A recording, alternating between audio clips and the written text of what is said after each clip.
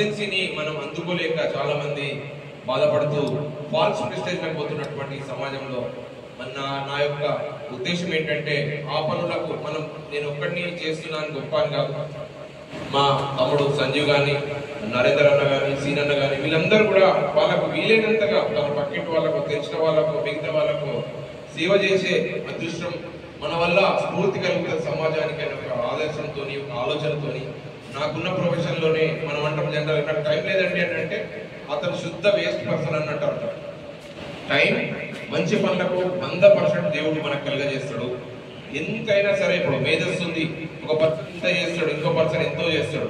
So అందరికీ అవే రెండు కళ్ళు, అవే రెండు చేతులు, ఒకటి హృదయం కావాల్సింది. మంచి హృదయం మైండ్ సెట్ లో పెట్టుకొని నలుగురికి దాహార్తిని, కొంతమంది చూస్తామన్నా ఒక దగ్గరికి పోతే పెద్ద సేట్ ఉంటాడు, పెద్దగా బిజినెస్ ఉంటుంది, ఏదో ఉంటుంది, కానీ ఎవరైనా వచ్చి నాకు ఇంత సహాయం కావాలని నిజమైన ఆర్ద్రతతో వచ్చినటువంటి వ్యక్తికి సహాయం చేయకుండా ఏటో అనే సిచ్యువేషన్ కాకుండా దేవుడు పైనుంచి గమనిస్తాడు మనం ఏ రకంగా సేవ చేస్తున్నాం.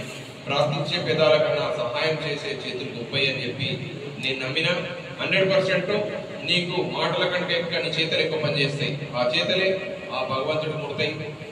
కాబట్టి ఆయన యొక్క దీవెనతో ఉన్నటువంటి మన యొక్క చిన్న సమాజంలో మనకు ఒక చేతి అందేంత దూరం కాకుండా మీ అందరి యొక్క ప్రేమ కలిగిందనుకో, ఒక 1,00,000 చేతులు అయితేనా అందరూ అన్నార్థులకు, ఆపదలో ఉన్న వ్యక్తులకు, కష్టాలు ఉన్న వ్యక్తులకు, బాధితులకు, పీడితులకు అందరికీ కూడా ఒక రక్షణ కవచంగా ఉండాలంటే 90% ఉన్నటువంటి మన యొక్క బడుగు బలైన వర్గాలు, ఎస్సీ ఎస్టీ మైనారిటీస్ ఉన్నటువంటి వీళ్ళందరూ కూడా, అలాగే ఉన్నత వర్గాల్లో ఉన్నటువంటి పేదలకు కూడా మంచి మనసు ఉన్నటువంటి ప్రతి ఒక్కరికి కూడా సమాజంలో సేవ తీసుకునే అవకాశం ఉంది. ఇవ్వాల్సిన బాధ్యత కూడా మన పైన ఉంది. వాళ్ళ హక్కుదారులు మనం ఇవ్వాల్సిన బాధ్యత మనం. ఒక మంచి చదువు కలిగినటువంటి వ్యక్తి, ఒక మంచి మేధావి మౌనం ఎప్పటికీ సమాజానికి చెడుగానే పరిగణిస్తారు. కాబట్టి ఎప్పుడో ఒకప్పుడు నాకు ఆలోచన వచ్చింది, చిన్నప్పుడు పేదరికంతో పెరిగినాం, అటువంటి స్థితిలో మన పక్కన నుంచి కొంతమంది వెళ్ళిపోయి మనల్ని పట్టించుకోకుండా పోయినా కానీ మనం ఏం బాధపడకుండా మనం కూడా ఒక ఆపనాహస్తం వారికి ఇవ్వాలా. అటువంటి జీవితాన్ని నాకు ఇవ్వమని చెప్తున్నా.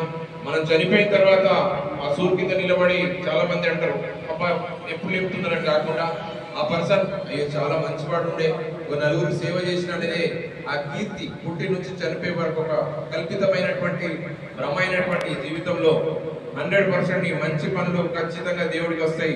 అవి సమాజాన్ని బాగుపరచడానికి ఖచ్చితంగా నీ యొక్క సేవలు, నీ యొక్క ఎగ్జిక్యూషన్, నీ యొక్క మైండ్ సెట్, నీ యొక్క నీతి, నీ యొక్క నైతిక విలువలన్నీ కూడా క్రోడీకరించి సమాజ నిర్మాణం జరుగుతుంది. కాబట్టి ఖచ్చితంగా మీ యొక్క 4th ఎస్టేట్ ప్రజల ముందుకు తీసుకొస్తున్నటువంటి యొక్క మంచి పనులు కానీ, నేను చేసే చిన్న ఉడత సహాయాన్ని కూడా ఇంత గొప్పగా, ఇంత ప్రేమగా ఆస్వాదించి మీ యొక్క ప్రేమను నా పైన ప్రసరింపజేస్తూ మీ యొక్క షవర్స్, ప్రేమ యొక్క షవర్స్ అన్నిటి కూడా నా పైన ప్రసరింపజేస్తున్నందుకు నేను చాలా అదృష్టవంతుని. ఇలాగే ఇంకా నాకు దేవుడు అవకాశం ఇస్తే ఇంకా ఎక్స్పాన్షన్ ఆఫ్ మై సొసైటీకి నా సర్వీసెస్ కానీ, నా యొక్క ప్రేమ కానీ, మానవతా విలువలు ఎక్కడికి కాపాడుకుంటూ ఏం జరిగినా మంచి కొరకు అనుకుంటూ ముందుకెళ్ళి మీ అందరినీ ప్రేమను పొందినందుకు ఈరోజు నా జన్మదినం సందర్భంగా ఇక్కడికి వెళ్ళలేదు, మీ యొక్క మధ్యలో నేను ప్రేమ పూర్వకమైనటువంటి జన్మదిన ఈ యొక్క ఈవెంట్ జరుపుతున్నందుకు మీ అందరికీ కూడా నేను కృతజ్ఞత, అభినందన తెలియజేసుకుంటూ థ్యాంక్ యూ సో మచ్.